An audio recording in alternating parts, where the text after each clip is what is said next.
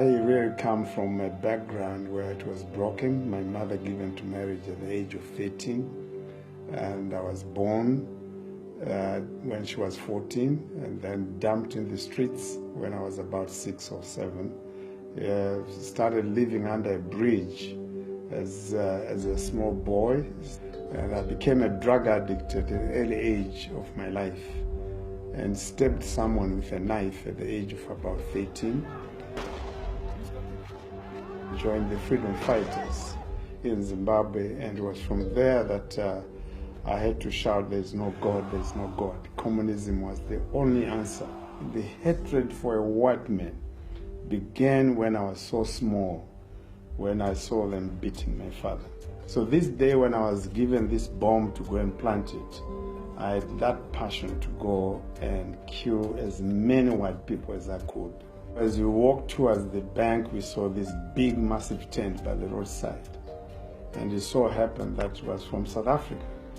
And anything from South Africa to us was a taboo because of the white people, the way they tortured black people. And there were about 2,000-3,000 people inside singing praises to God.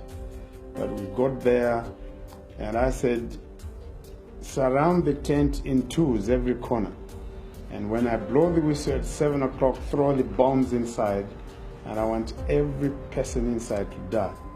If one person escapes, I'll give you a gift of a bullet in your head. He said, okay, Steve, we'll do that.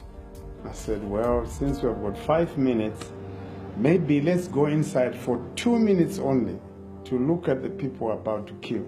So we went inside with our weapons in the paper bags, sat right the last bench at the entrance, like it was left for us. They were singing choruses, but my friends, we started singing out of tune to disturb the meeting. And one preacher came and touched my shoulder and said, please boys, keep quiet. And I pulled out my knife. I said, preacher, if you ever touch me, I'll kill you right now. And he left me. And all my gang turned towards me with shock of their life. And I said, what? Because they were surprised that I warned this preacher. I was that character. When I pulled out my knife, I would use it. When I took out my gun, I would shoot. But they were shocked to see that I'd warned this preacher. They invited a pretty girl from Soweto to share a testimony. And that girl put me off balance completely, because she was gorgeous. But the more she shared the testimony, she was, shining with the glory of God. And then she invited another black evangelist, and this man stood up and read 2 verses. Romans 6 verse 23, for the wages of sin is death. And the next thing, I was under deep conviction. And I was crying like a little child. The whole tent looked backwards as this boy was crying. And I picked up my guns and my bombs and went forward. And that night was my turning point. As I was crying there, I said, Jesus, have mercy upon me. I want to surrender my life to you. And the peace I got that night was unbelievable.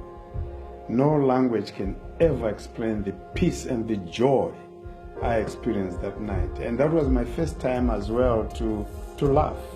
And following that, I went to the police to surrender myself. And after 8 hours, they say, if your Jesus has forgiven you, we forgive you too.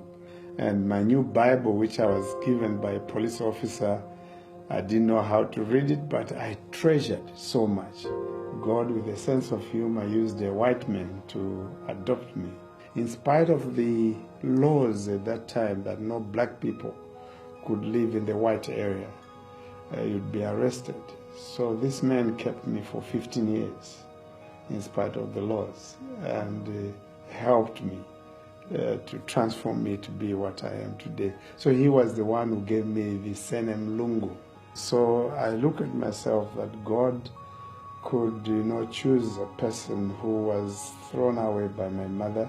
Little did she know that the boy I'm dumping today, who will travel around the globe and, preach to statesmen But, you know, God picks up a nobody and makes you a somebody.